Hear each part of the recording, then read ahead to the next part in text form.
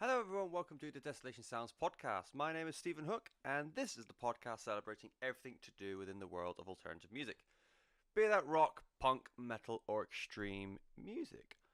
Happy 2019, everyone. It's still pretty shit, isn't it? Coming up on this week's show, it's pretty easy, really. Just counting down from numbers 10 all the way down to 1 for the top 20 albums of the year. If you want 20 to 11, go check out last week's episode. It's literally quite that simple.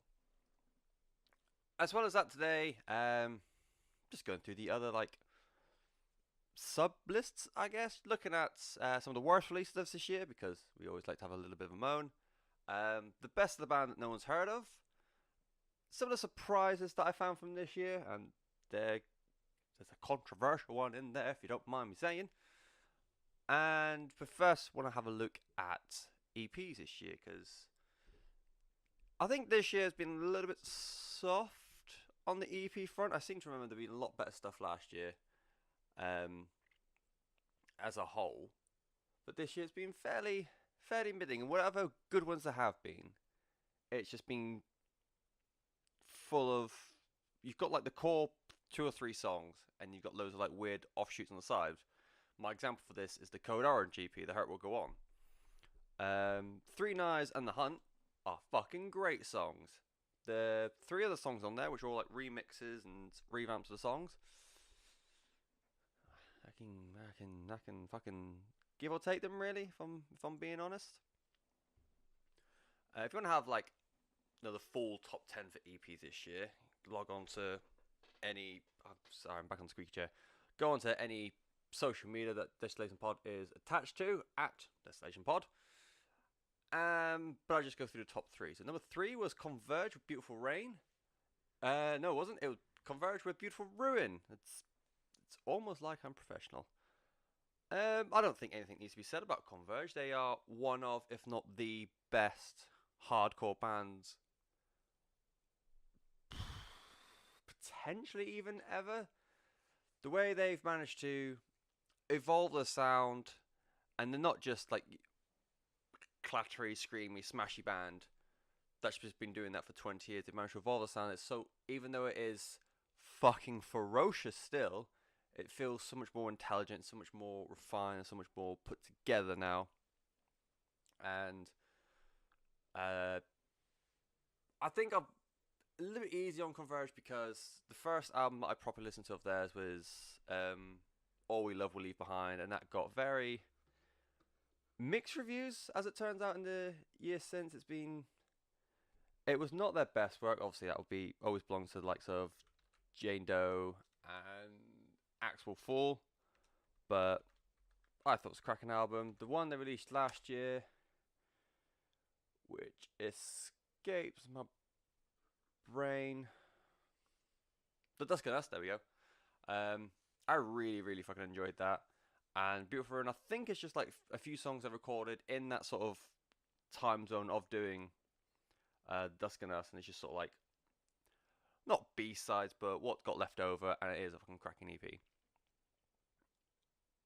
Then number 2 is Worlds Apart with In Death. I believe these are small Australian hardcore metalcore entendre. They are fucking brutal. Also, it's more lean towards.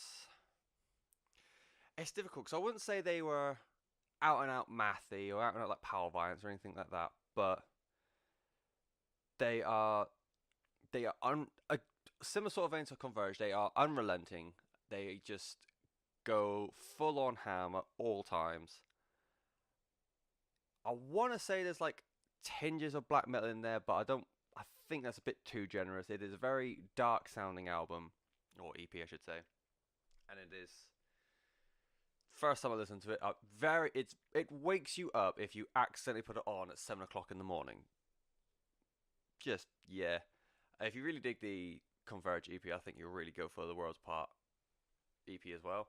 Number 1 for me, what's the word I'm trying to think of? Being favoritism, because it is got Jason Allen Butler in it, but Fever 333 at the moment is something I am so looking forward to. The Made in America EP, just it's not a perfect EP by any stretch of the imagination. I think any of the year, like I said, it's been kind of weak on the EP front. Any of the year, I don't think it would be number one, but the choruses and songs like Walking in My Shoes and the song Made in America, they are just everything I ever loved about the last Let Live album. And I fucking adore that last Let Live album. I was gutted when they broke up. And I think, listen to it more and more over the year. Excuse me. I think the production on it is pretty. It's not great, and that got made like even more relevant when they had it was Travis Barker and someone else, I think Vic Mensa, do a remix of the lead single "Made in America," and it's like the Travis Barker rock remix, so just different drums mostly. But the production on that version of the song and the bass that came through was so much better than the production on anything I Made in America. The new song "Burn It" from the upcoming album, Strength in Numbers, or Strength in Number 333ers, because it's apparently back in 2001. It is just I can't remember his name. The guy who produced it has done a lot of albums that have gone on to have the accolade of they very much like went like lowballed their sound because they were like dirty and aggressive, and they sort of like toned them down a bit. I suppose the good thing about Fever 333 is they don't have that starting block. This is their starting block, but the production from what I've seen in the Travis Barker remix and then subsequently Burn It is so much better than on here. So I think that's like 2-3 weeks away from Strength in Numbers. I cannot fucking wait. And I think Made in America is just everything, all the like melodious bits or melodic bits from Let Live tapped into this like Rage Against the Machine inspired hardcore beat. And yeah, I'm very, very excited for this. And hopefully, I know he's got Pressure Cracks as well, which was a very. I didn't like it as much, clearly. I thought it was lacking a bit of oomph, despite the fact it is an out and out hardcore record. But yeah, very much looking forward to what 3-3 do in the future. I sound like I'm very ill. I'm very much not. Might be to do with the fact that I've been awake for about an hour and I got rushed out of bed because the postie was here. But I feel like I'm very, very.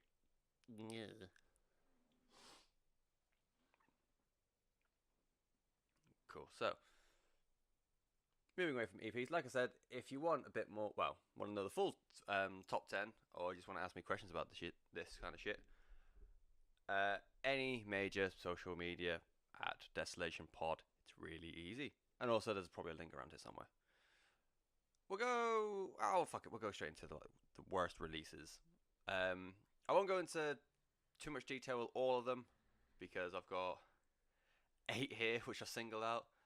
I've already spoken about Exact Change by Octaves. It was a very close to being a very, very good idea, and then it just sort of stopped at the vocals. The lead single is very, very interesting because it's actually got singing in it and not that weird spoken word poetry sort of shit.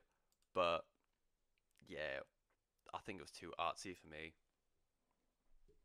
Machine Head with Catharsis. I fucking love Machine Head. I was kind of gutted when I thought at one point this year they were completely splitting up. It wasn't. It was just Dave and Phil leaving. And I was quite intrigued for them to, when they were saying we're going to go back to the Burning Red and the Supercharger kind of sound, that like new metal influence.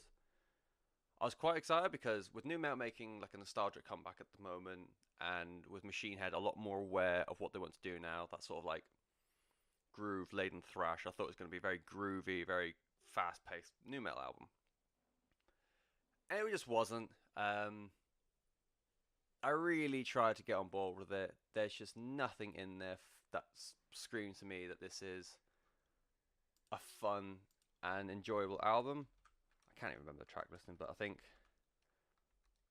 even just the title track Catharsis is very much a case of it sounds like it's stuck in that time zone from back there, which for a 2018 album from one of the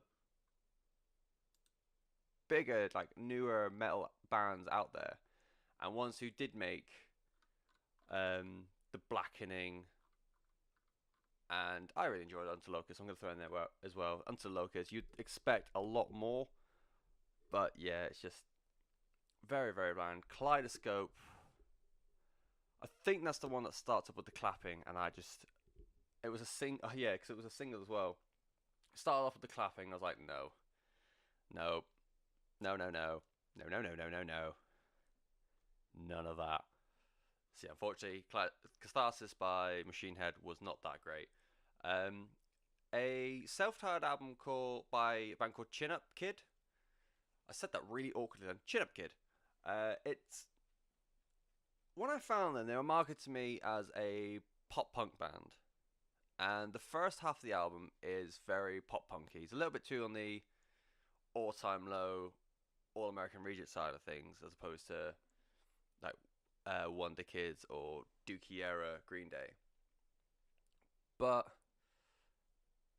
as you get further through the album, it becomes more and more pop rock, to the point where it's power pop, to the point where there's a song in there which can only be described as alternative hip hop. It is fucking God, it's bad. It just ploddles along without any sense of like where it wants to go or like direction or anything like that. It just sort of, I feel like he wanted to do more than one album, and he said, fuck it, let's just all put it in together and just, yeah, people will love it. People won't. Like, I get there is a crossover between people who like pop punk and like more contemporary styles of music like hip hop and R&B, but you don't put it all in one go. It very rarely works, and this is just, well, 41 minutes of my life I'm never getting back again. Woefully bad. Final one I'll pick on because it's only a short one. I didn't listen to Mania this year because I heard that first single, which I've managed to block out my memory, and thought I don't want anything to do with Fall Out Boy anymore. And then when I saw that Fall Out Boy were releasing, I saw that they already released an EP called Lake Effect Kid. I thought I might as well, again, give them the benefit of the doubt and see what it's about. Lake Effect Kid is a 3-track EP with each song, I think, representing another, each of their albums they've made since reforming. You've got track 1, which I think is called Lake Effect Kid. That's the one representing Save Rock and Roll. So it's very pop rock with a little bit of like pop punk in there. It's mildly okay, nothing to write home about. Second track is pretty much a rip from American Beauty, American Psycho, uber pop rock and lots of swelling synths and all this sort of shit. And then the final track is basically an offcut from Mania, and it's fucking shit. It's a glitchy, I don't even know, trap, squealy, auto-tune mess of fucking sadness, and all those pop-punk emo fringes who grew up loving Fall Out Boy and just desperate that they would be the band to take over the world. Good news for you, they fucking have, and they're fucking shit at it, because all these popular kids, and they'll listen to it and says, oh yeah, I'm so alternative now because I listen to Fall Out Boy. Fall Out Boy are fucking shit now. I pray for the day where Andy and Joe can get out of Fall Out Boy, and Andy can go back to being in every hardcore band ever made, and Joe can go back to being in the Damn Things, and then it would just be Pete and Patrick riding off in the sunset, masturbating to each other with a fucking auto-tune glaring. I hate Fall Out Boy now. I hate everything they stand for since coming back, and they are what a comeback tour should not be. And it all makes me very, very unhappy. And you can't get worse than being very, very unhappy. What a way to start the new year. Why do I sound like I'm dying? Fuck. On to the other really shit releases from this year. Band called Cold Snap. Oh god, I can't remember. Oh yes, I can. I think they were like a fast-paced, like blackened punk sort of outfit, a little bit death metal. It just wasn't. Every song sounded the same. It was the difficulty with extreme genres is you want to like have that key sound, but you want to make sure not everything sounds the same. And unfortunately, that fell in the realm of sounding like one just giant song that lasted for 38 minutes. Bit boring. Better off by the home team. The home team are those tweed pop punk kids I was telling you before. So if you like All Time Low and if you like All American Rejects, you're boring and you'll like this. Veil by Black Veil Brides. I don't know why I was expecting this to be good. I think because does it Set the World on Fire? The album where I think that was the last album where they were all in looked like Kiss threw up, had a legacy on it. That album was fucking great. I keep expecting every new Black Veil Brides album to be that. They're not. They're really, really shit. Veil was really, really shit and boring. And last one was Defy by Of Mice and Men. It hurts me to know that this is the band that once made Cold World. Like, that album... Was it Cold World? I had to Google this the other day because I completely fucking forgot what it was called. Talk amongst yourselves. Not the fucking movie. Whatever it was. The album that everyone went fucking nuts for. Restoring Force, Cold War came afterwards. Restoring Force was a great album. It was one of the first albums where people were finally starting to get on board with the fact that nu metal was making a comeback. And Restoring Force was great. Cold World, not so much. And then Austin left, and now they've got Defy, and Defy is just very, very dull. There's not much going on.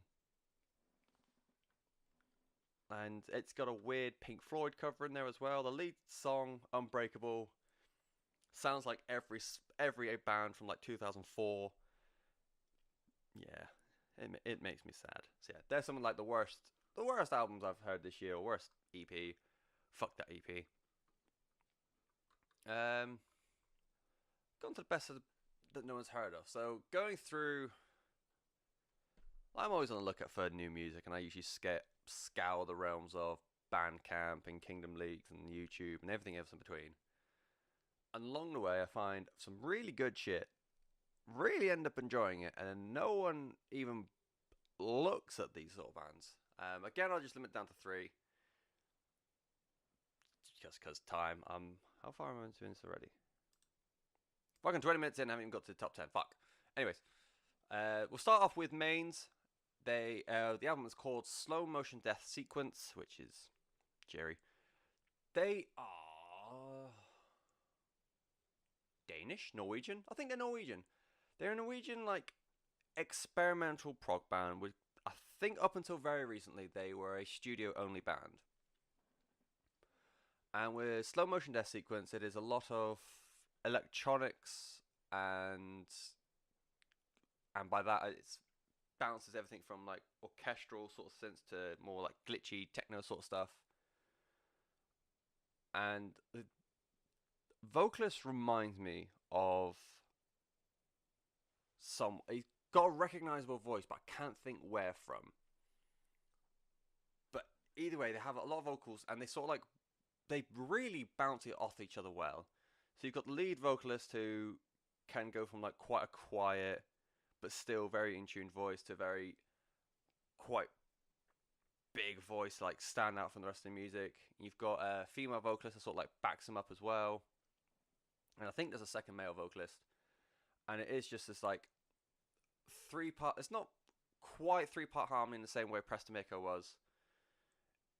They sort of just support the lead singer, I suppose, what backing vocals are meant to do, but do give us this great wall of sound to counteract all like the glitchy weirdness that's going on in the background. I lumped them in a couple of weeks ago in this world of like weird, glitchy Scandinavian prog rock that I've been listening to, along with Vola and Shining before they sucked, and one other band whose name escapes me. I'm really shit of memory. Maybe I am dying. But yeah, if you like the weird shit that is kind of like Octaves, but actually really really good, mains, slow motion death sequence. I think all these ones I will put up on various social media at some point so people can check them out better. Next one for me was a band called Days of June, and the album's called Heart of Silver. I forgot to look these guys up before recording, but I feel like this is the album everyone wanted Parkway Drive to make, which is a weird one. So it was between them and I'll kind of talk about another one. So Bloodline with the album Insolent. The way they were describing it, they said they wanted to go a bit more melody, a bit more like heavy metal in the sound. You want to go with Days of June. It is big riffy metalcore and then fucking stadium-sized choruses to go alongside them, and it's that from start to finish. It is kind of repetitive, but they make it where the like juxtaposition between two vocals are really really good. The melodies on this fucking album are so great.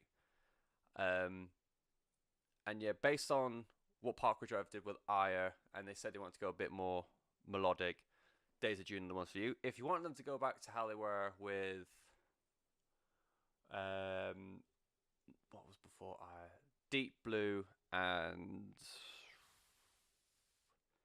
I can see the album artwork. Atlas, there we go. Yeah, if you want to go a bit more towards that, but obviously a bit more modern, Bloodline with the album Insolent. It is a new metal inspired metalcore album. It is fucking heavy as shit. Really, really like big riffs in there. And as far as I'm aware, there's very little, if not no, melodic vocals in there. It is just the lead vocalist able to know when to use very upfront, in your face, grunty vocals and when to like pull it back. So it's quite rough. Not clean, but you know what I mean. That sort of like melodic, rough shenanigans that people do. So the two sides of Parkway Drive, you either got the lighter side, which is what reference end up being, which is Days of June, or you've got the rough and ready stuff that I was like pulling away from in Bloodline with Insolent. And last one I've got to talk about is a band called D-Mob Happy. The album's called Holy Doom. I'm pretty certain they're British, and the reason why I say it is not because of I've looked them up or anything like that, because that would be a smart thing to do. It's because I get so much fucking Beatle vibes of these guys. It's fucking insane. Where everyone was going when Arctic Monkeys released a debut album, and they were saying how this is going to be like what British music is now. They are like the heir to the throne that Beatles led. D-Mob Happy way more fit into that mold of a modern indie band with like little. At times they go a little bit everywhere with the album sound, but the vocalist just intrigues me. He's got quite a weird voice, and to back that up on the back of the music out there from Newcastle. I'm going to quickly look them up as we talk now, but that doesn't help me at all. But the way they sort of like back up the vocalist, it is very down to earth indie, and it's not indie in the same way like Razorlight was, or the Kooks. There we go. I don't know why I thought they begin with H, but yeah, the Kooks. That's all like weird, really shit indie wave of music that came across at around 2007, when everyone thought they were really edgy, but they all sounded exactly the same, and it was just pain and suffering and sadness. Nothing about that at all. This is actually very interesting indie rock music, and just trying to think of some of the song. Running Around is, I think out of everything, Running Around is the most off-key song from the album, because it's quite fast-paced. It's quite punk rock in its execution, and I think it only lasts for like 2 minutes. Spinning Out is quite like a...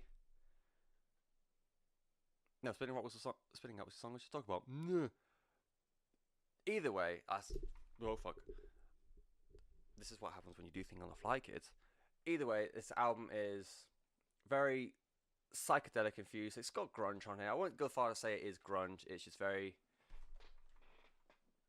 psychedelic, very flamboyant indie rock. And if you, yeah, I'll say if you like the first Arctic Monkeys album and you wonder whatever happened to them, I can't say that really. I do enjoy Arctic Monkeys quite a bit, but yeah, you miss when indie was actually aggressive and not so clean. I reckon you'll have lots of fun with this one. Along the same lines of Triggerfinger as well. Deem Up Happy with Holy Doom. Other albums that I thought were pretty good this year. McCafferty with Yarn. I'm fucking gutted these guys. This is their last album, I think. I went on the YouTube, on their Facebook the other day, and the lead singer is talking about doing another solo album. I don't know if it'll be on the McCafferty banner or not, but they are a weird indie influenced pop punk band, but they do a lot of things very well. So, McCafferty, Respire with something in French. Oh fuck. Denouement? D-E with an accent. Nouement. Pretty sure they're French. All their song titles are in French. Post-black metal, screamo sort of band. Lots of like theatrics in the background while they're curb stomping your head in. Very, very much a lot of good fun. And Stubborn with Let's Start a Fire. They are Hungarian. Cause I wrote an article about Hungarian music after Eurovision. And these are basically the Hungarian version of, I'm pretty sure this is the band I'm thinking of, the Hungarian version of While She Sleeps. So very fast-paced, metallic hardcore, lots of good rhythm, lots of good songs. And yeah, see, whenever I usually do these reviews, I've got a list of notes in front of me. But these ones I thought, I'll just put the albums in front of me, I'll know what I'm talking about. I never have any idea what I'm talking about. Cool. And before we go on to the top 10, just surprise of the year. Yeah. Judas Priest with Firepower. Won't go on too much because spoilers, they come up a little bit later. But it is incredible that a band from, when did they start? Late 60s, wasn't it? About 68. Band from 68 can go through everything they've gone through and still be so fucking interesting. The last couple of Judas Priest albums were very, very meh. And it was getting to a point where it's just you knew what to expect from a Judas Priest album, and so you never really had to check it out because most people went back to British Steel anyways.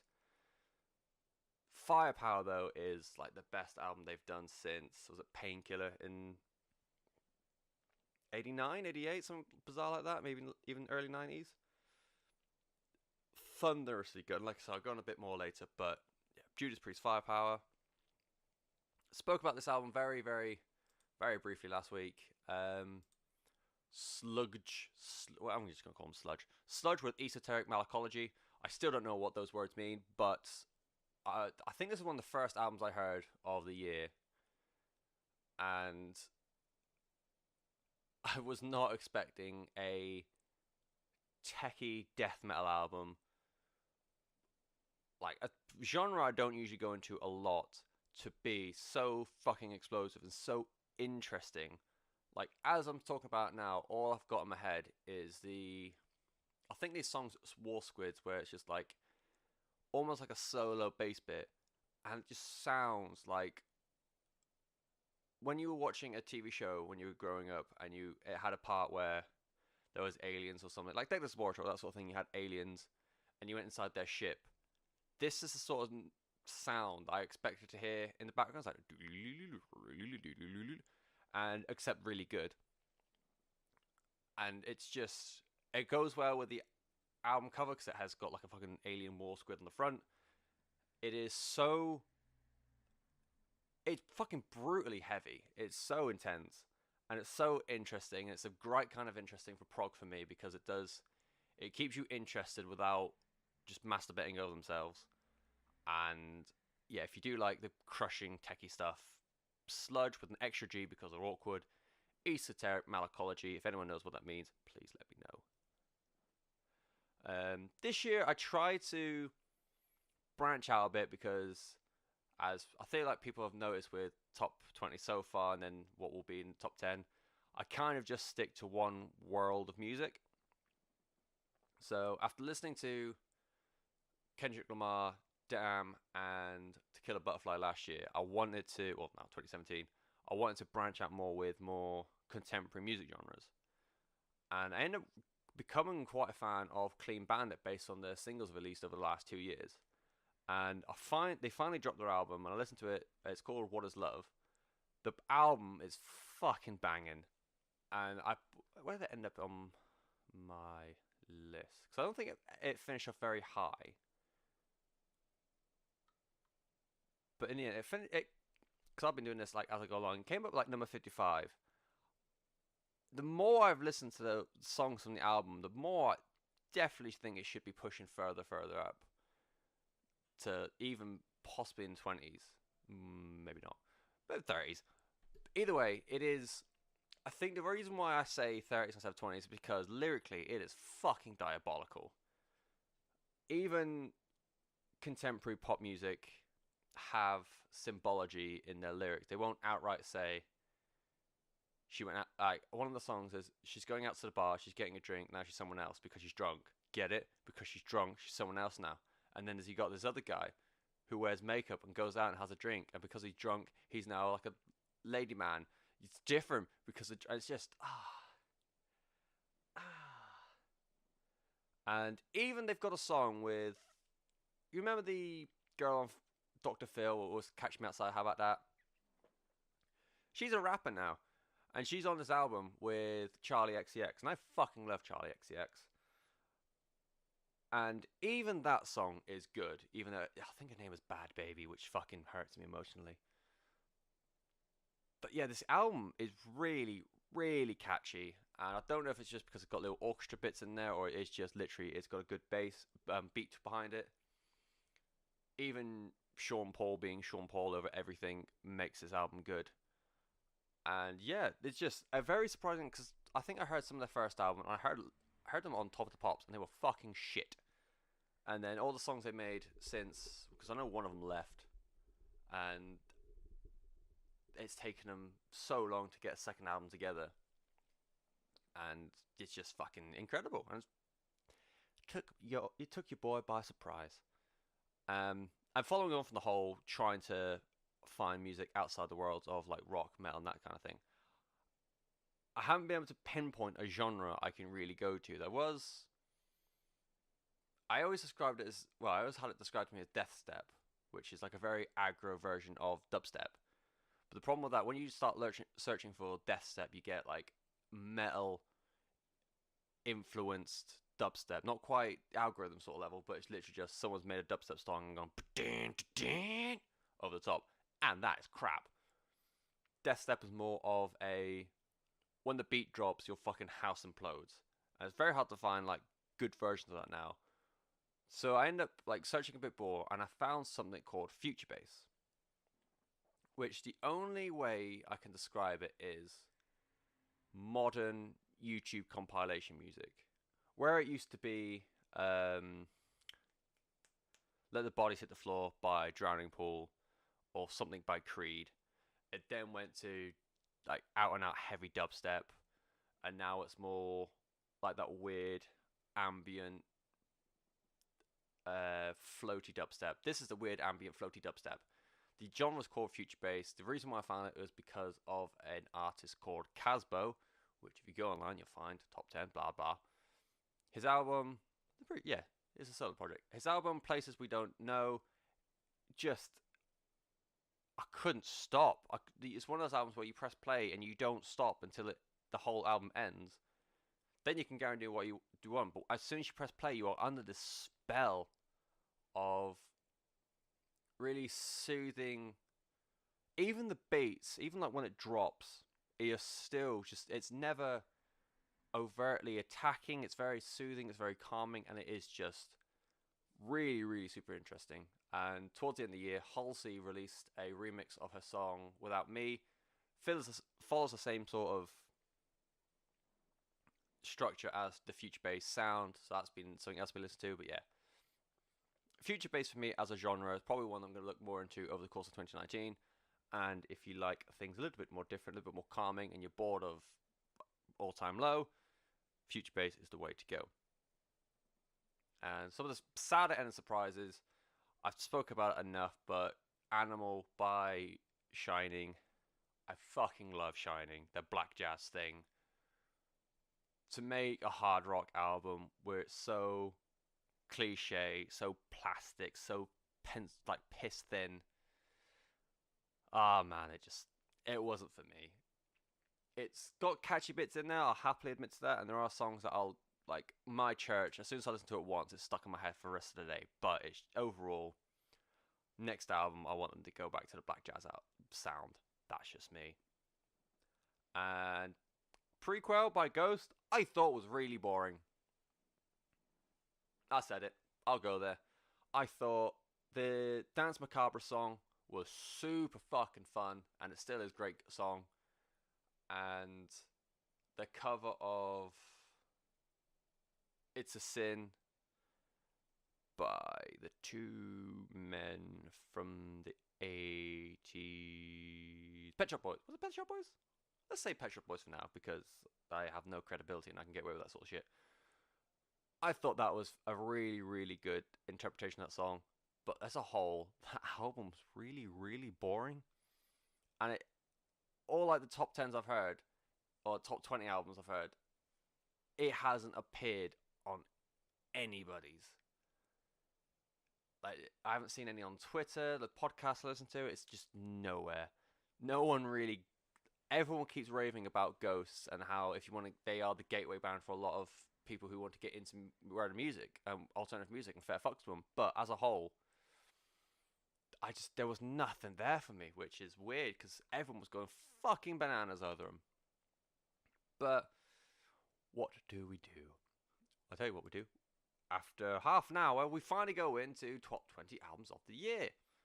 Well, top 10, I should say. 20 so far, so from 20 down to 11, it has been Between the Bury and Me with Automata 1, Cane Hill with Too Far Gone, Sister Cities by The Wonder Years, Feed the Rhino with The Silence, In Vain with Currents, Technology by Don Broco, Eat the Elephant by A Perfect Circle, The Sacrament of Sin by Powerwolf, Black Peaks with All That Divides, and Prestamiko with Here's to the Fatigue. Cool. Now, on to number 10.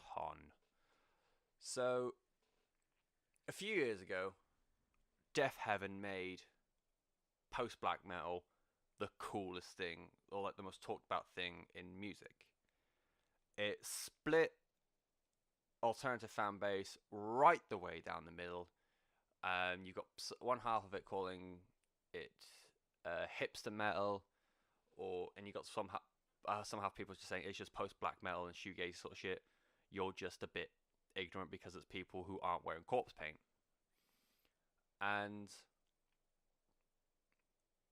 what was my comment? Oh yeah, Death Heaven ended up making, like, with Sunbather, it was a fucking huge album, and really, like, it changed the way I think the outdoor community looked at metal as a whole, not just like extreme metal, but metal as a whole, because it was on like Apple adverts and it was using advertisements and that kind of thing. And then over time, they got more and more talked about, but them as a band just kept getting better. And they released an album this year, and it was, again, it was more the same in the fact that it was post-black, ordinary... God, there's a reason why I was trying to avoid saying it, because I can't fucking do it. Ordinary Corrupt Human Love. It carried on sort of thing where it was the ambient post-rock influenced black metal, and it was doing it so well. It's along the lines of make sure it's interesting at all times. But the more I listened to this album, the more I couldn't help but think about my actual top 10 fucking turned you. Mole with Yord. Everything Death Heaven can do in about an hour and 10 minutes. They have big soundscapes, they have orchestral bits, they have the ambient bits, the bits where I can't remember the singer's name, but he will just creep in with that really dark, shrill. Everything they can get done in that sort of time, Mole can get done in about 40 minutes. It is, someone described them great, and it is, Mole is death heaven if you haven't got the patience. It is just, so Mole themselves, this is their debut album from, they're Danish, they do this whole like post-black metal shoegazy or blackgazy sort of stuff, and it is just an absolute onslaught of aggression, whereas, I feel like Death Heaven, I don't think they rely more on the more ambient stuff, but whereas their sound is a lot more ambient and post-rock influence, you'd have that in spades, but they know full well they want to be a black metal album, and they want to, or black metal band, sorry, and they want to just destroy villages and burn the planet to the ground. You have a song like Virga, which the rhythm in there is so apologetically heavy, unapologetically heavy, I should say, because wording, but whereas that is like chugging, and the whole rhythm section is very much a case of just blitzing through, the lead guitars just sort of forget they're in a black metal song. They're up front just being like very plinky plonky, very clean, very smooth, and this contradiction is so engaging, and it makes things so interesting. And the way, I think what separates them then, because post-black metal has become the metal genre at the moment, so you had like new metal and you had gent, and now it's on post-black. They don't just limit themselves to one thing with this album. So you've got a album like Vacuum, fucking hell, a song like Vacuum, and it gets super techy at times, and it's almost mathy. And you got Penumbra, which is borderline like symphonic black metal, with the way the keyboards just like build up that wall of sound. And with a lot of these blackgazy sort of artists and music and that kind of thing, everything sounds so precise and everything is so intentional, and it's like laser doctor precision for each and every little note, and it is just a whirl of a good time. That's Mole. I really hope I'm pronouncing that right, because it's got a cross going through the O, and I don't speak Danish. Mole with Jord. If you like Death Heaven, this is no disrespect to Death Heaven. Although they're not my top 20, Death Heaven's album was really, really good, but this is so much better. If you like Death Heaven's sound, if you like Harry Curie for the Sky, even if you like, I think Oathbreaker is probably closer to this, the Rhea album from last year before. If you like that kind of vibe where it's more aggro, post-black metal, I reckon Jord by Mole is the way to go. And now for something completely different. The Interrupters are my number 9 with Fight the Good Fight. It is album 3 from the American ska punk aficionados. Ska punk's a really weird genre. Well, ska in general is just a genre in a really weird place. It had its big movement in early 90s, and then it sort of like had a second coming, like second wave of ska. Excuse me. Second wave of ska in like the early 2000s, but it never quite hit, well, from where I was, never quite hit the heights of, say, your indie rocks, your pop punks, your new metal, anything like that. It was sort of thing, always like bubbled, but never quite peaked. And despite that, pretty much everyone you'll speak to will like a ska influenced song, whether it is like your classics like Madness, or it would be No Doubt, or I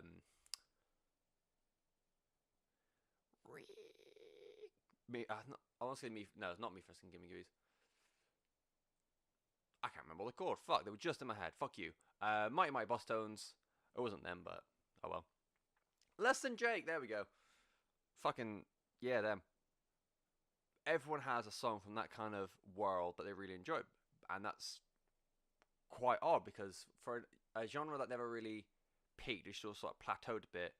There's not many people have like a bad word to say about ska. So here in comes Interrupters, this very rancid back band. They get a lot of production with Tim Armstrong. They work alongside Tim Armstrong quite a lot. And I miss their debut album, which I think is self-titled. Second album they did, Say It Out Loud, was super catchy. Super, super catchy. Really, really earworm music. Really good for sing-along sort of stuff. And as good as it was, I won't go so far as to say it clicked with me. I don't know why, but they had a few songs, like the main singles off of it were hugely infectious, but that was it. The rest of the album filler just didn't really do anything for me, which is weird because I've always like championed ska and I've always thought it was good and ting, but there we are. With this album though, I was going to look up the album now, it doesn't really matter. With this album though, it is everything Say It Out Loud was and then some. This album is so fucking energetic. It's so weird being able to, like, some of the lyrical content on this are fucking just tragic.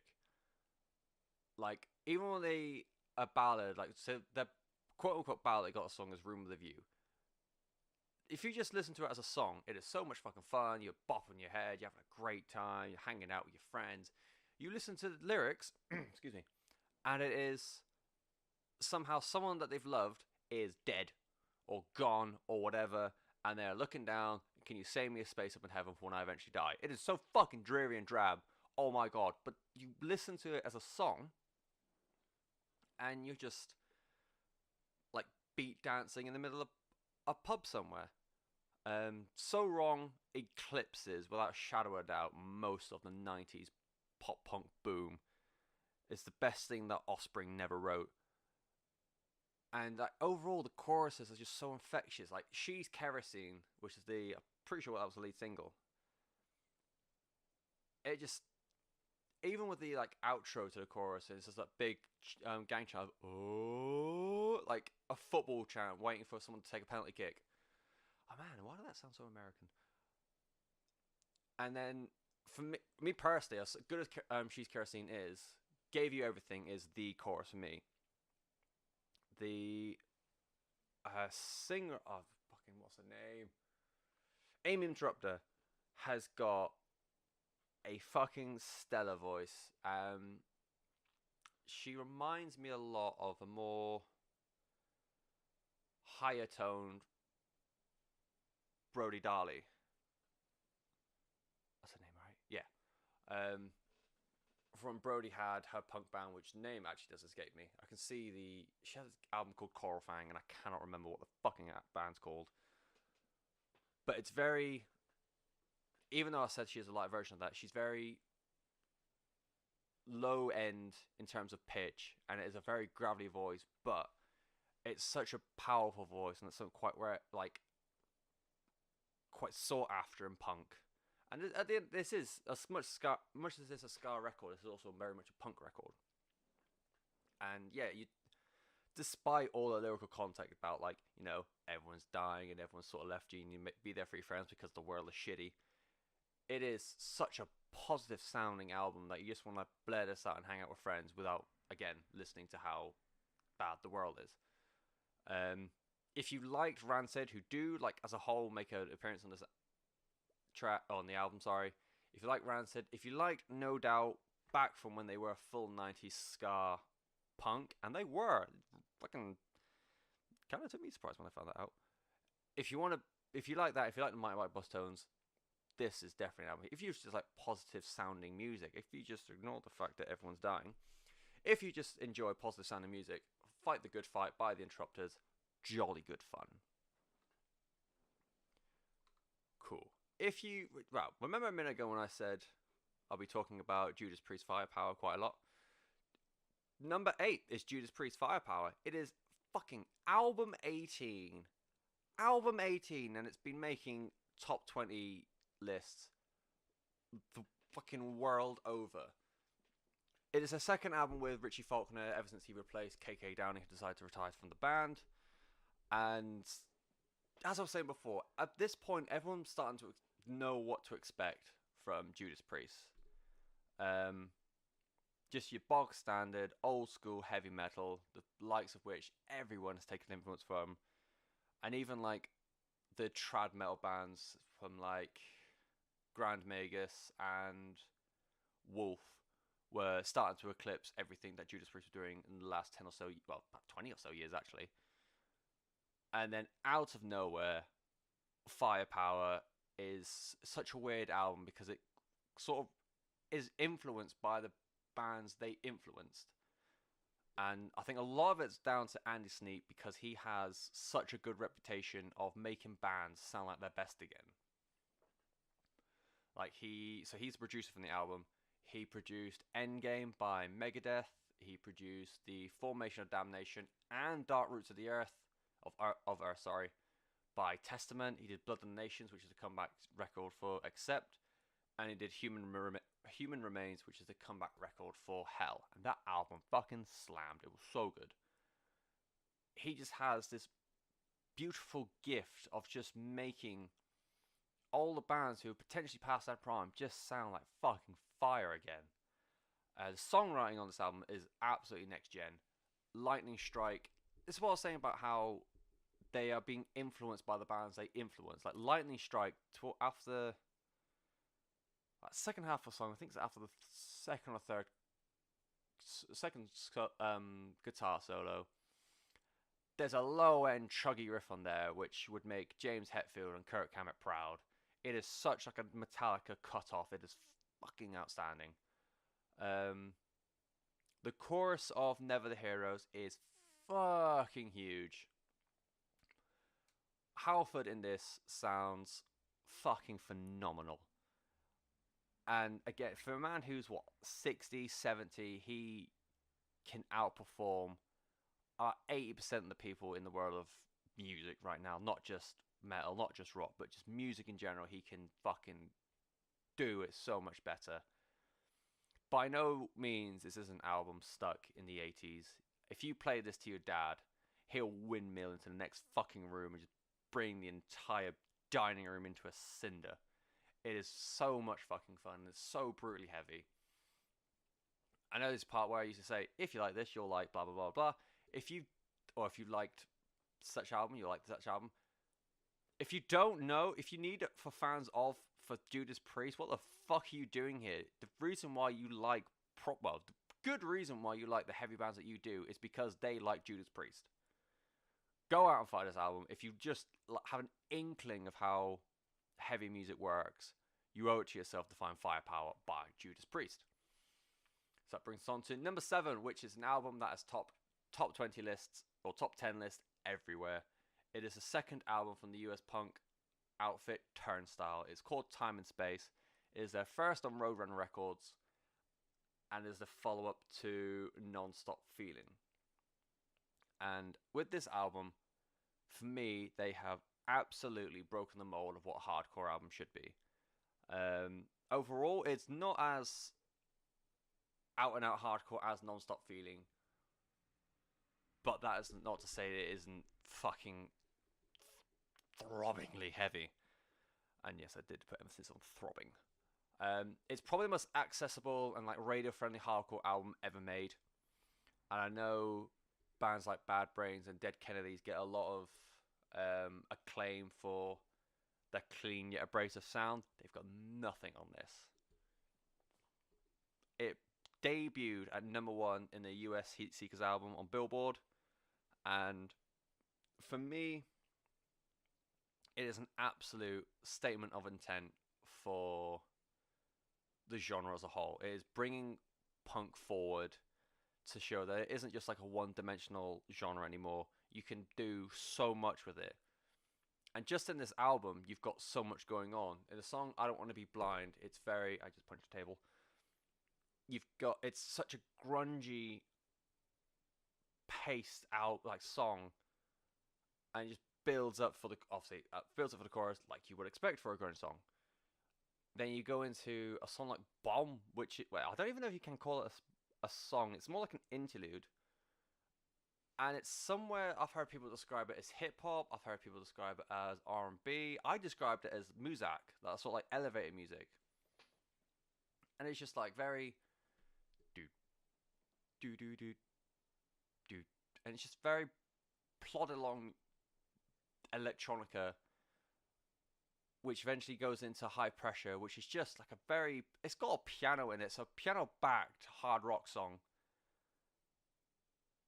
And then Moon, which is possibly one of my favorite songs of the year, is the biggest alternative rock song of the year, bar none.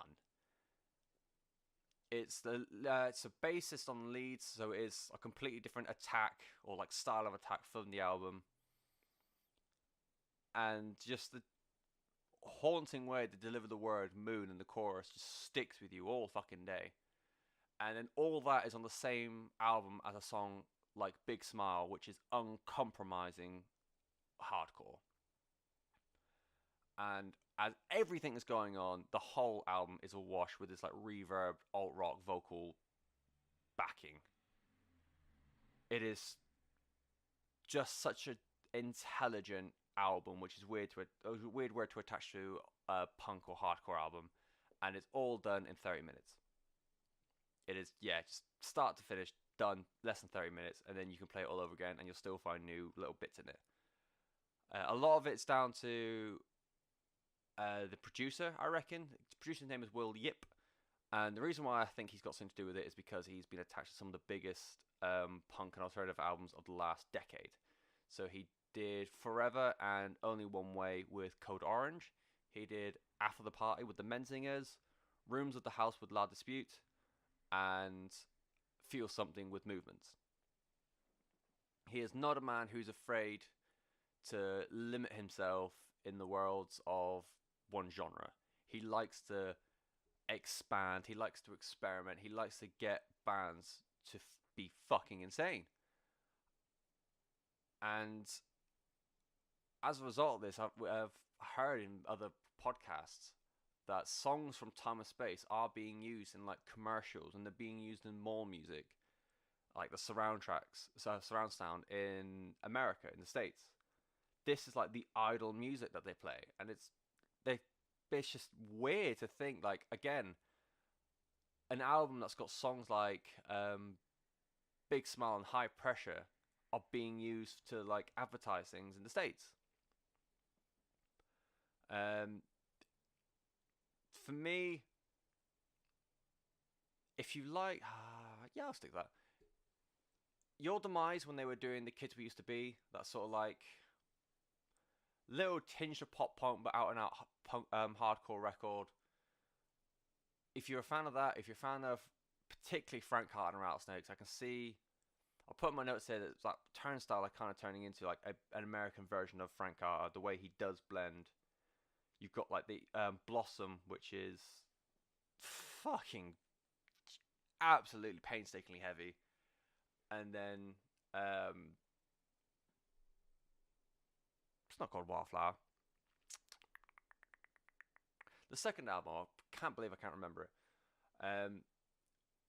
The way in that second album he does blend in a lot more like contemporary music genres into punk rock. I know I've heard it wasn't completely through choice. He was having some troubles with the vocals, but the blending of multiple music styles into a punk record, very cleverly done.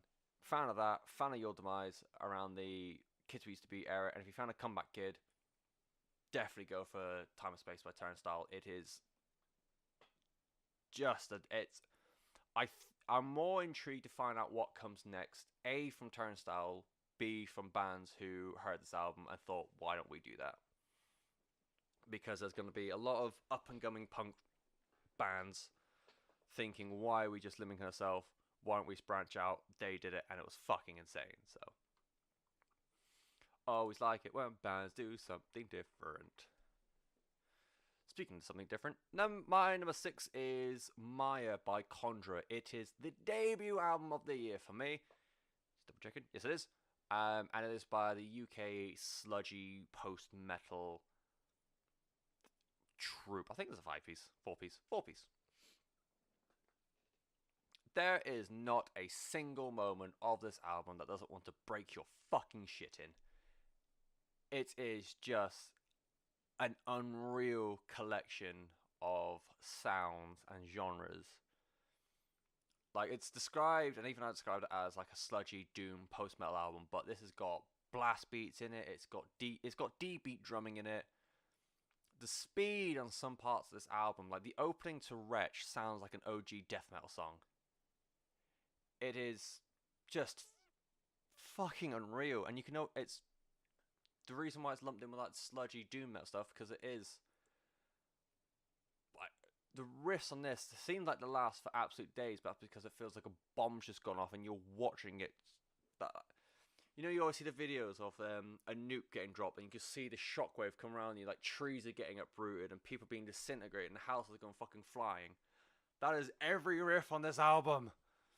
The Maya sounds like Brent and Bill from Mastodon in a guitar battle. Hadal sounds, or Hadal, I hope I pronounced that right. I don't know how it's pronounced. The opening riff on that, just, it is so thick with two C's and so heavy. It sounds like your head is stuck in treacle. It is just a brutal execution of sludge and punk and doom and post, with this huge like post metal atmosphere backing it up. And the story of how they became to be, it's so, I want to say old school, but it's really not. It started out with an ad, which is the exact same way like bands like Kiss and Metallica started out, and it just happened to be a Facebook post because current year. And I believe it was Dan. I think Dan was one to send a post out. He just wanted to make a new band that was in the similar vein of Gajira and Black Dahlia Murder. And it ended up being Brady would answer the ad, and they would become, obviously, start forming the remnants of what would end up becoming Conjura. And the vocal trade-off between Dan Nightingale and Brady Deeprose does absolutely sound like a vocal trade-off between Joe Duplantier from Gajira and Trevor Sternard from Black Dahlia Murder. They've got very similar like vocal executions, and it just sounds like they are bouncing off each other as like a Viking battle of war. And then after they brought in their drummer Jan, and it's said that he sort of like opened up their sound, whereas before they were very your bog standard death metal band covering things like Gajira and Black Dahlia Murder. Not that I'm saying either of those bands are bog standard, but you know what I mean. He was like, yeah, this is fun and all, this whole death metal thing, but what if we put like hardcore in it, or mathcore in it, or like post rock, or grindcore, or doom? And it ended up becoming, the IEP was a fantastic sample of what to expect, and then Maya just smashed all expectations, and it's just a thunderous collection of riffs and face punching and dick kicking. If you are a fan of Employ to Serve, the sludgier end of Converge, and I'm thinking Coral Blue, Eve, Worms Will Feed, and if you're a fan of the last two Gajira albums, so L'Enfant Sauvage and Magma, I reckon you will very much enjoy my number 6, which is Maya by Conjurer. Plus follow them on Twitter, because I got mad banter. Number 5 is, I think, my favourite album title of the year. I'm going to go with yes, just because. It is Rolo Tomasi with the album Time Will Die and Love Will Bury It. I think that's a fucking great name. I think it comes from a poem of some kind, but oh my god. So good. It is album number 5 from the, oh my god, they are so young, UK experimental math band. I'm fairly certain none of them are broke 30 years old yet. I think the first album, which wasn't Astray, it wasn't Cosmology, it was Hysterics. Pretty sure they wrote that before they were all 20. What were you doing when you were 20? I was at uni being sad personally, but there we go. They're a band that I've held quite fondly to myself, because when I was first getting into like the weird abstracts of alternative music, one of the bands that one of the genres I ended up finding was mathcore. And I tried and I tried and I tried, and I couldn't get into it because it's such an abrasive genre. Like, you listen to the average Ginger Escape Plan song, Converge song, and back when they were Hysterics era, Road to Marcy song, it is just an abrasive attack of sound and time signatures, and there's just a lot going on. And my tiny little brain, bearing in mind this must have been when I was 14, just couldn't handle it. Just too pussy. But because they were like this young, just starting up UK band, I thought I'm going to keep an eye on them because one day I am going to go back and give them another go.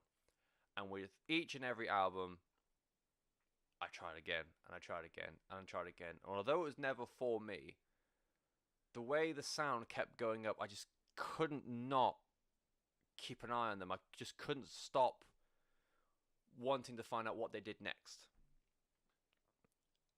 And Grievances, which is the last album before this one, was the album where I was like, you know what? No, I've tried and tried and tried. They're just obviously not the band for me. And then as reviews came in, it ended up being like their career best at that point, and I was really fucking fucked off. And I could go back and listen to it, but that's effort, and I'm just very lazy. And then with Time Will Die, I thought, no, I'm absolutely gonna go in for it. Pre-ordered it, got the album, and my fucking god, they set the album name before any of the music was written, and I think that's worked out quite well because it absolutely 100% set the tone for the album.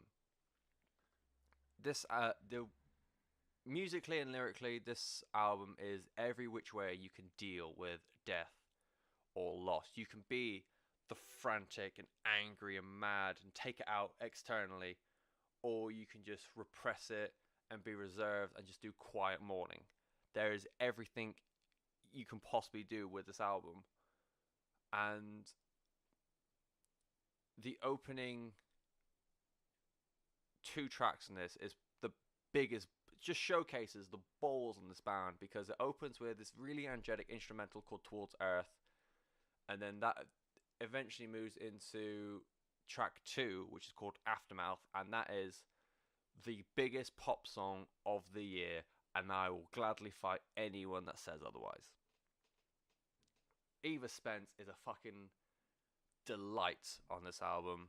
She has the screeches that will fucking pierce glass and make you cry, whilst also having this beautifully soft and angelic voice. Eventually, when it comes around to a song called Rituals, the opening note of that, you can kind of tell, I think it's track 3, you can tell it changed. You're no longer in this light, dreamy pop world. Just the way, I can't describe it, just the way the guitar strings are plucked at the start of the song, it's just got like angry little vibration in the background. It's hard to describe. Once you listen to it, I reckon you pick it up. But as soon as you hear those opening notes from Rituals, you can tell that you are about to go into a very, very dark and very, very angry place. The album as a whole dabbles in a lot of places. Obviously, you've got your mathcore, which is what Road to Marcy became known for. You've got a lot of black metal in there, which they've been using for a while. Loads of dream pop, loads of synth pop, and loads of ambient as well. There's a huge light and dark divide or clash in this album. And with that thinking, the way how they are constantly evolving the sound, no two Tomasi albums sound the same, in my opinion. And because there's an array that they can put in, I feel like they can never be boring, because they are always adding something to the sound, or they're always trying different things, or they're always trying to do just something different in general. They always have the ability to be creative. And before I go on to the fans of and all that sort of shit, and go on to them before, the song Alma Mater, which I think is track 4 or 5, is just, it is somehow like very, very techy, but still has the tenacity to have this massive swell into the build of the chorus, which of course I fucking love. And then to hear the words "Time will die and love will bury it" just shrieked out at you by Eva and James, it is fucking incredible. I love that song so much. If you're a fan of, the easy go-to one is Dillinger Escape Plan. I also feel there's some Will Haven bits in here, as well as Sixth. In my opinion, because I think Converge creep too much into the world of hardcore, like out and out hardcore and out metalcore, I think Rolo Tomasi will be the band that takes over from Dillinger as the marquee mathcore band. I don't know. I don't think it'll be this album. It may very well be the next, because then there will be enough time for people to like go without Dillinger. But I think if they continue this trajectory and this experimentation, give it an album or two, and they will be. When people think of mathcore, they won't think of Dillinger. They will be thinking of Rolo Tomasi. Cool. I'm on the wrong page. There we go. So now, my number 4, getting very close to the end now, I promise. My number 4 is, I spoke about them a few weeks ago. They are potentially one of the biggest, if not the biggest, bands from the UK right now. It is Holy Hell by Architects. It is album number 8 of the UK proggy hardcore band. Proggy metalcore, sorry. And it is well known by now that it is their first album without guitarist and principal songwriter Tom Searle. And subsequently, it is the first album with Silosis frontman Josh Middleton on guitars. The band had every right to do whatever the fuck they wanted. Even if that was to say, we're not going to do it anymore, we're going home. Okay, thanks, bye. But no matter what they went with, they had unbelievable backing from everyone that they wanted them to succeed. And they already had the pressure from All Our Gods Have Abandoned Us, because the album was just fucking incredible again. But as soon as they started saying, oh, we're going to make a new album, people wanted to succeed. They didn't want to drop off in the same way other UK bands have done. And then with the circumstances around Tom, no one wanted it to be a case of this album, it's bit, we're only liking it because of this, that, and the other. It would have been an awkward position, and no one wanted them to sort of like fall back on themselves. They absolutely fucking nailed this album. It is just a great collection of songs, and it's a collection of songs that are not only written through a grieving process, they have weaponized the grieving process. You look at song titles like Death Is Not Defeat, Immortal After All, Dying to Heal. Lyrically, they are all a brutal commentary on death and the life thereafter, and that is the body after death, as well as what's left behind in terms of like family and friends. And musically, it is every bit of crushing as you would come to expect from a band like Architects. So the song "Death Is Not Defeat" Sam sounds like he's pushing every last gasp of air and energy out of his body, and behind him he's got the huge synth wall, just helping to push that out of him. And the bit that I really enjoyed from this album as a whole is they had their core band. I know Alex, the bassist, has come and gone a couple of times, but they had their core band, and with Tom passing away, left the opening for a guitarist. Josh from Silosis came in, and they could have easily just said, we want you just to play these parts. We are Architects, you are helping out, etc. They have welcomed him with open arms into the fold. And so they haven't just had him fill space. He is an active member of the band. Take a song like The Seventh Circle and Holy Hell, the riffs on those tracks. Seventh Circle just sounds like a melodic death metal band a la Silosis, his previous project, or On Hold project. And as a collection of musicians, it is just a staggering coming together of the circumstances. Architects just being fucking phenomenal as ever, and Josh Middleton just being an absolute juggernaut on the guitar. Sam is at a career best. He can go from an earth-shattering, brutal scream and grunt to an emotionally crippling, just tender vocal performance. And I think I said it in the previous review. I feel like this can be the chapter where, or the album where they close the chapter on music with Tom, but that does not mean that they're going to be boring from now on. The fact that all of them have learned from Tom, and now they've got Josh in as well, they can move forward as a new collective and continue to write just fucking incredible albums on the back of the lineage that Tom has left. I think it's going to be a really, really... I think the album after this, to see where they go next, will just be super interesting. And I think as a whole, whatever Architects do now will be just the best time. For the fans off bit, most bands off this like genre type, like for Architects are like the lead band. Like you think of... you want to try and recommend someone thrash metal, you take it from like 80s era Metallica or Slayer. This is like Architects is that to like this proggy metalcore sound.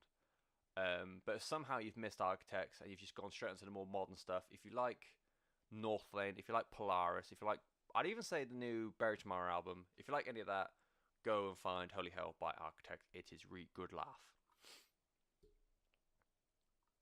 Cool. Final flag for more UK shit at the moment. God bless Blighty. It is Palm Reader with Braille as my number 3, and it is conveniently their third album. And they are up to now they've been a very straightforward, out and out, very aggressive, passionate hardcore act. And Braille follows Bad Weather and Beside the Ones We Love, which those two albums have kind of brought together a cult following for Palm Reader. They have a huge reputation on the live scene for just murdering everything in sight whilst having a fun time and ting. And with the two albums, they always had quite a raw sound to their hardcore sound. And whether it's because of that or just because they were a bit too abrasive or whatever it was, they never really seemed to have full backing from anyone. They've been very much DIY for the longest time. They've accidentally become the poster child for you need to support the scene. You need to go out, you need to buy the merch, you need to buy the CDs, you need to buy the album, you need to just give money back to these bands, otherwise they'll disappear forever. And I don't know how it's happened because they have been a fucking phenomenal hardcore band. But with this album, it feels...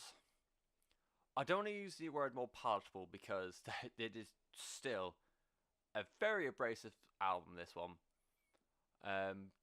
The vocalist Josh does employ more melodic vocals to the point where you could describe them as clean. You got songs like a Wave where the backing music is fucking brutal, but he does sing on that album. He doesn't scream on that song, sorry. He doesn't just scream, he doesn't just growl, he does sing on that album. But with Braille, there is a lot more post-rock stuff in there. Going on from the Rollo Tomasi school of just because it's a little bit quieter, it doesn't mean it's not absolutely fucking heavy. Songs like Coalesce, A Lover, A Shadow, and Clockwork is predominantly a post-rock song. Just every now and again it reminds you, hey, we're still hardcore and we're coming here to punch you right square in the face. There's a bit after the song called Inertia, after the second verse, and it just sounds so dramatic. The way I've described it here is like a plague of locusts coming to just attack you. This is like, what's your locust? Third plague? This is the plague coming to just dissolve the human race. I really want this to be the album where people are like, oh shit, this band is actually really good. And then they start getting the recognition I feel like they deserve. Because I'll be the first one to admit, I missed Bad Weather completely, and it took me a while to find Besides the One We Love. And Beside the Ones, it's just, the song Stack from that album is enough just to make you think, oh, fuck me, this is good. And I think a large part of why Braille resonates so well with me is I don't know how to describe it because it's not a hook, it's not really a solo, it's not really a breakdown. But after, I believe it's the second chorus, there is like a 15-second part where you've just got double kick bass drum. The rhythm guitars are just scratching, going up and down, and then you got the leads just doing basically the same thing, but the higher end notes. So it's like, and the guitars just, it's just tremolo picking on like the last string, but it's not a clean. They're muting it somehow. I have no idea. Other than that, I have no idea how to describe it. But it is the best 15 seconds from hardcore ever.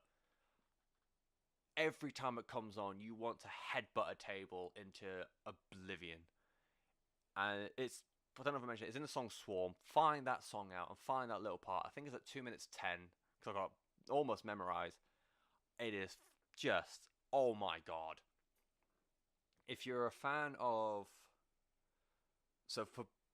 if you want more reason to go and find Braille by Palm Reader, if you like Gallows, if you liked Heights from back in the day, and if you really enjoyed Birds in Row, whose album this year was also very, very good, go off and find Palm Reader with Braille. It is just, go off and find Swarm, if nothing else, because that song just fucking slams.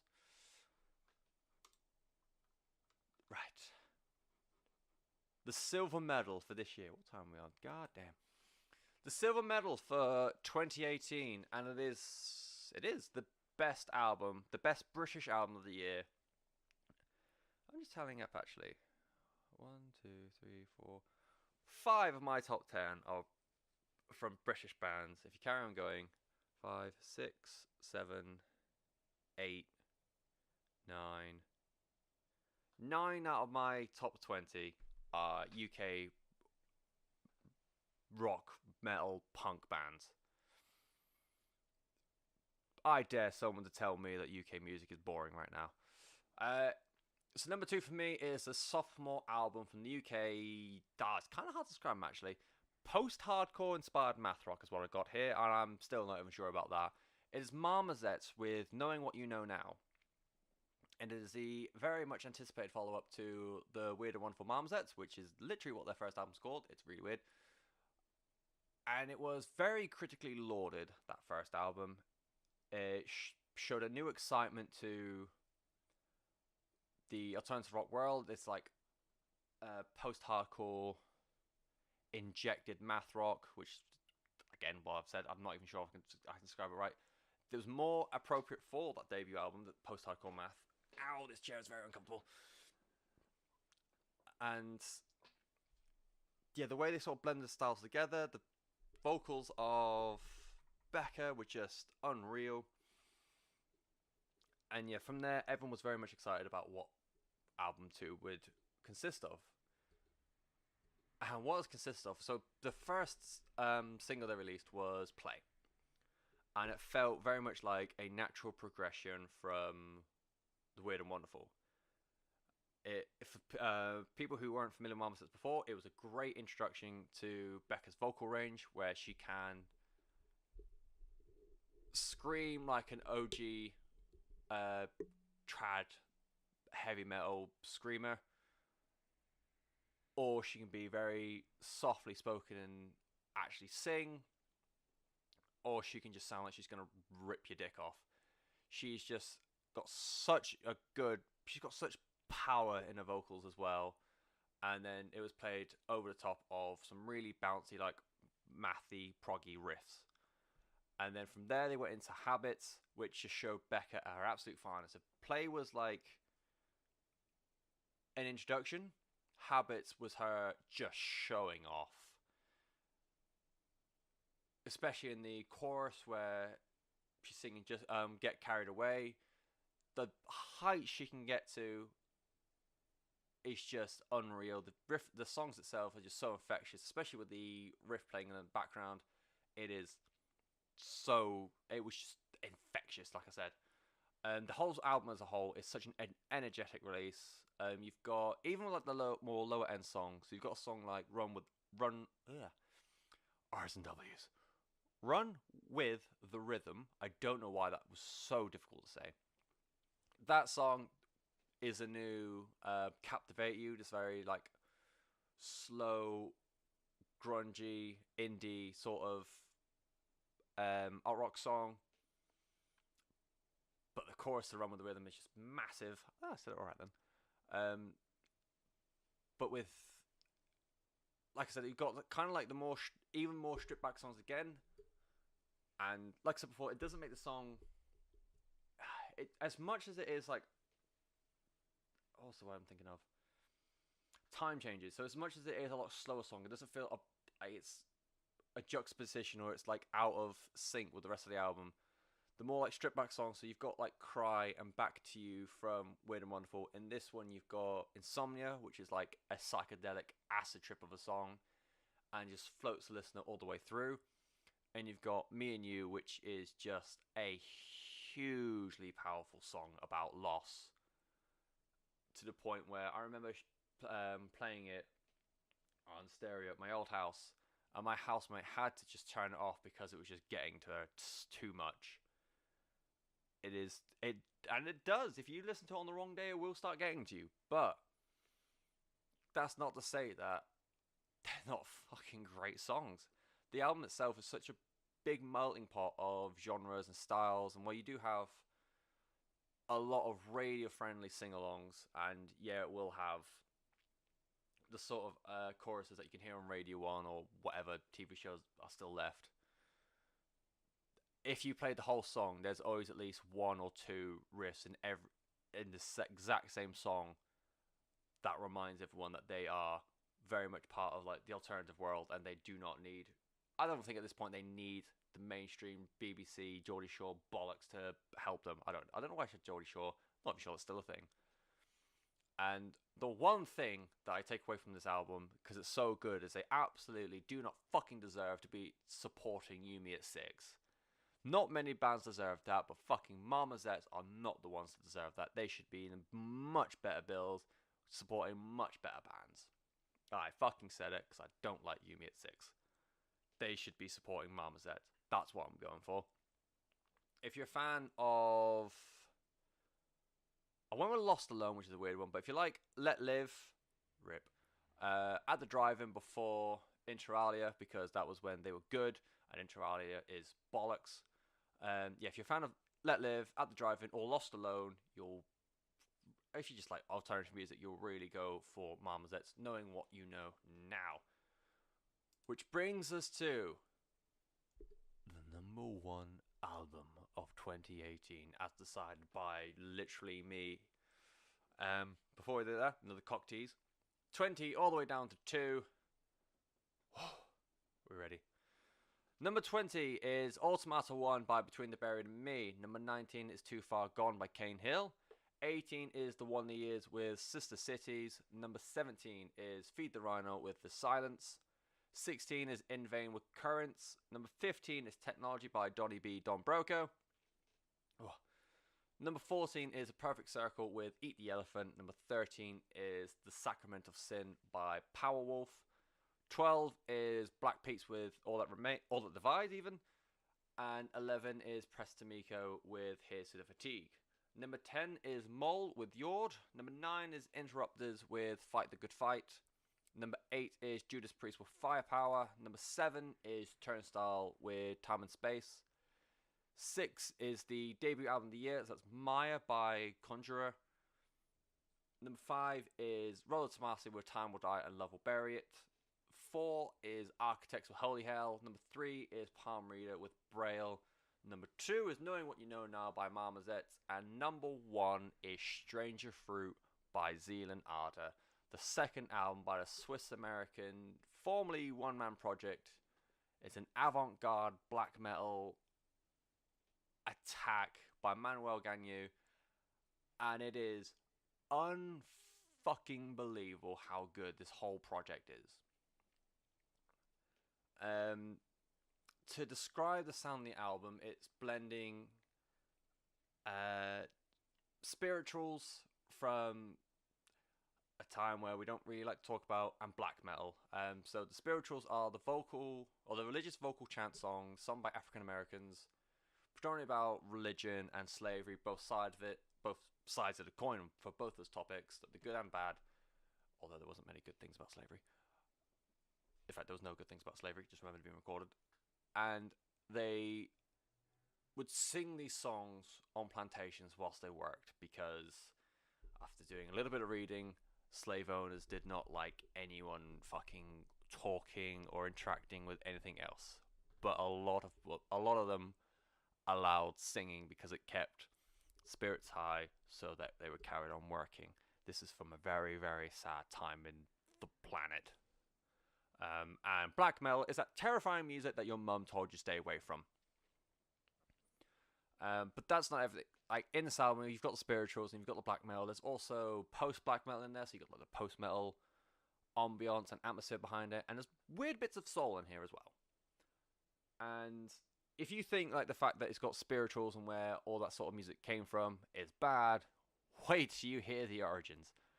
So the project leader, Manuel, he was already in a soul outfit, which I've forgotten what the name is. But he's like, I want to do something else. I want to do like a me project. Give me two genres that I could blend together. And he asked this, of all places, on 4chan. Which is not...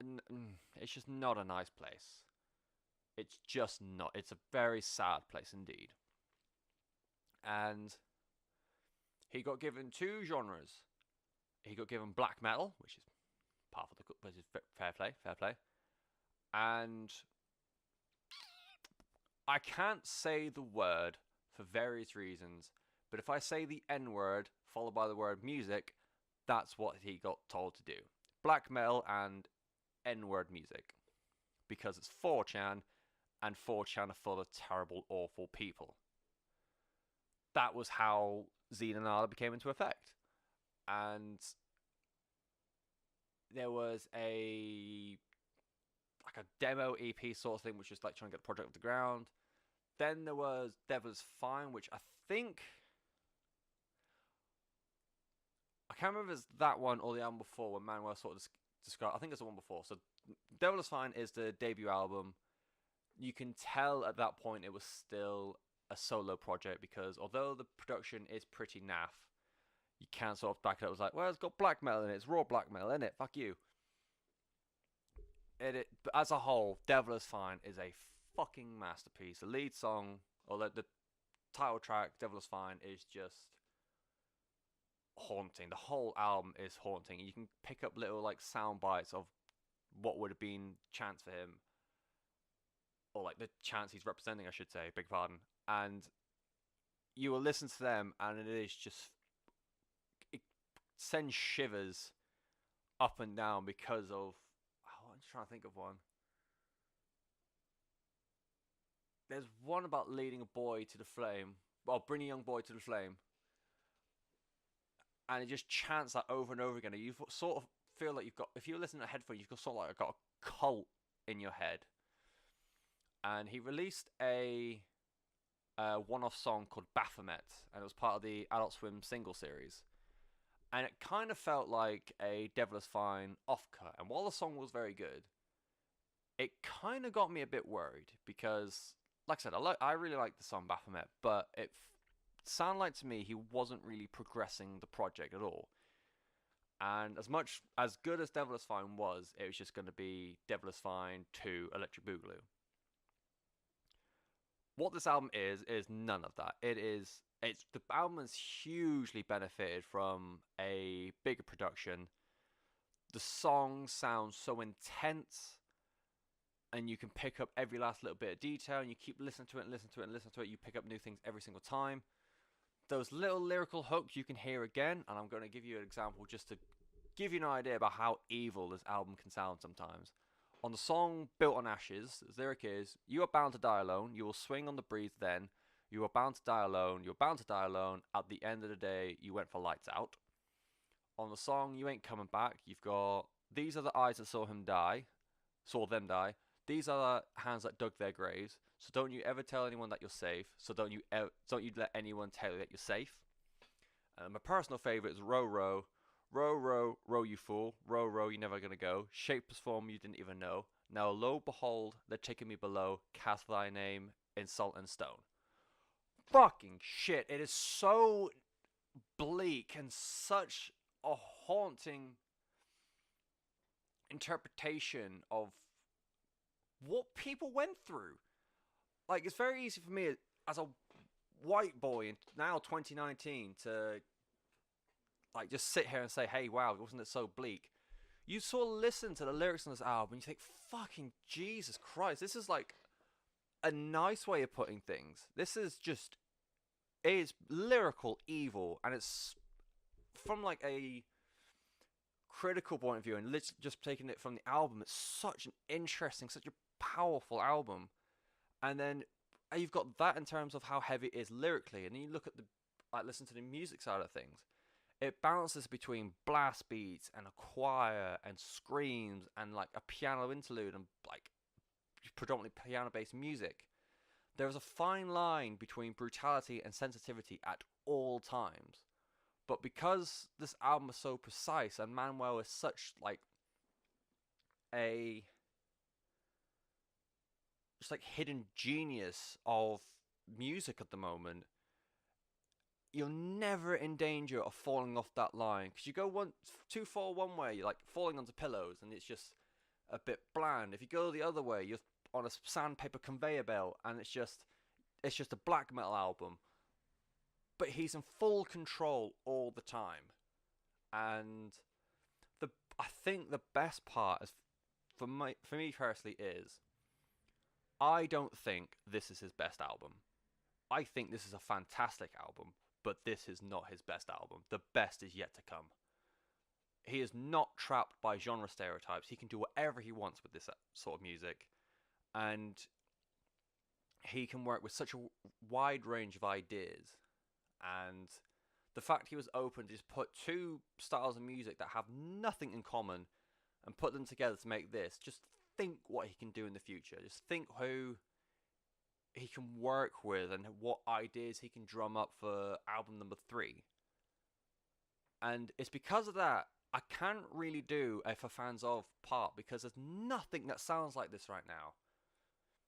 If in a few years' time you've got other people trying to replicate this, it's always going to be comparison to Zealanada. And it's always, even the best of that kind of music, or this music that Zealanada like forged, it's going to be, this is the best album bar Zealanada. This is the best that anyone can get compared to Zealanada. They are in a world of one right now, and it is fucking outstanding.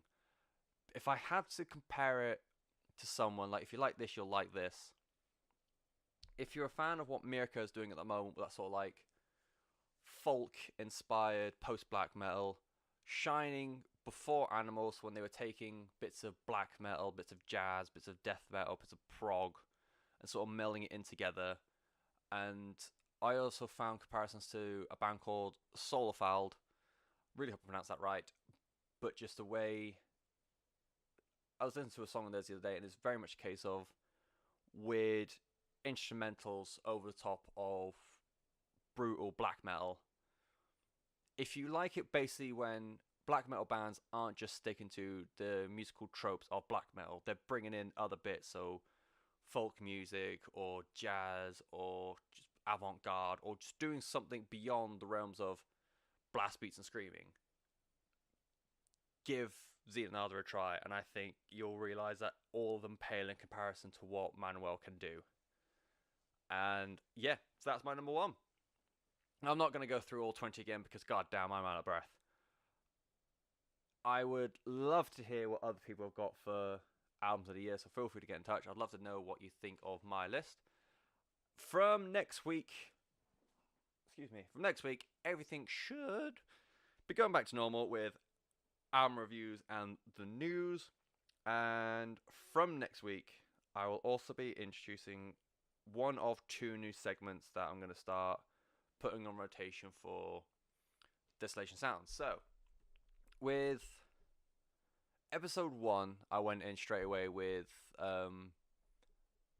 live reviews, and with in terms of money and where I'm located, it's hard to find more live music to review. So instead of doing that, I'm going to roll on 2 new segments. One is They both got really shit names, so bear with. One is just The Big Question, which is just a topic and like trying to find music that falls around with that topic, which I will start in 2 weeks' time, and I'll explain more about at the time. But the one that's starting next week is I'm just calling Open Mic Night, which again, really shit name, bear with.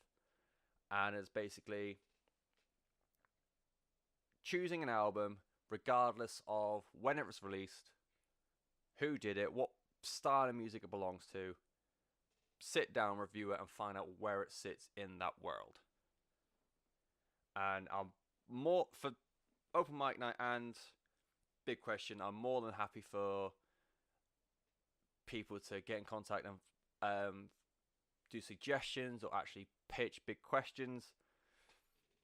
Just so like I've got, you kind of like giving back, I guess. But next week, I think I'm going to start with the second album from a stoner proggy band called Priestess, which is fucking incredible. You'll find out more about it next week. But yeah, 2 new segments, starting as of next week, as will like standard procedure for Desolation Sounds going forward. So enjoy the beginning of the new year. It will be a shit of 2018. And until next week, I hope you all have fun times. And bye!